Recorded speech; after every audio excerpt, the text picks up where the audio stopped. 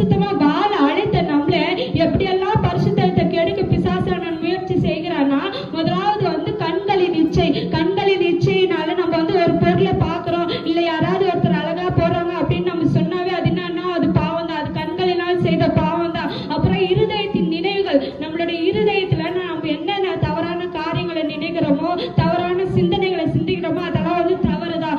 அப்புறம் வந்து தவறான காரியத்தை வந்து நம்ம பேசுகிறோம் பாத்தீங்களா, தேவையில்லாத காரியத்தை நம்ம பேசுகிறோம், தேவையில்லாத வார்த்தைகளை பேசுகிறோம், அது தவறுதான். அப்புறம் வந்து ஆபாசமான காரியத்தை வந்து நம்ம என்ன பண்றோம், பார்க்கிற பிள்ளைகளா இருக்கிறோம். நம்ம மொபைல் போன் எடுத்துக்கிறோம், இப்ப நம்ம யூடியூப் பார்த்துட்டே வரணும், அதுல ஆபாசமான காரியம் இருந்தாக்கா நம்ம என்ன பண்றோம், பிசாசானவன் என்ன பண்ணுவான்னா, நம்ம பிசாசுக்குள்ள இருந்தாக்கா பிசாசானவன் கண்டிப்பா என்ன பண்ணுவோம்னா அதை பார்க்க தூண்டுக்குவோம். அதெல்லாம் வந்து நம்ம மேற்கொள்ளணும். அந்த கெட்ட சிந்தனைகள் எல்லாம், கெட்ட ஆலோசனைகளை கொடுக்கறதான மனுஷனை பிசாசானவன் கொண்டு வருவான், கெட்ட ஆலோசனை நண்பர்களை கொண்டு வருவான். அதுல இருந்து நம்ம மேற்கொள்ளணும் அப்படின்னாக்கா ஏசப்பா நம்ம மயில வைத்திருக்கிறதான சித்தத்தை ஒவ்வொரு நாள் என்ன பண்றான்னா பிசாசு அவன் தள்ளி போட்டு கொண்டே இருக்கிறான். அதுல இருந்து நம்ம மேற்கொள்ளணும்னா நம்ம என்ன பண்ணணும்னா, முதலாவது காரியம் ஆண்டவருடைய சமூகத்துல அதிக நேரம் ஜெபிக்கிற பிள்ளைகளா இருக்க வேண்டும். தனிப்பட்ட வாழ்க்கையில நம்ம எப்படி இருக்குன்னா, ஆண்டவரோட ஒரு ரிலேஷன்ஷிப் வச்சு நம்ம தனிப்பட்ட வாழ்க்கையில வந்து ஜெபிக்கிற பிள்ளைகளா இருக்க வேண்டும். அதிக நேரம் நம்ம வந்து வேத வாசிக்கிற பிள்ளைகளா இருக்க வேண்டும்.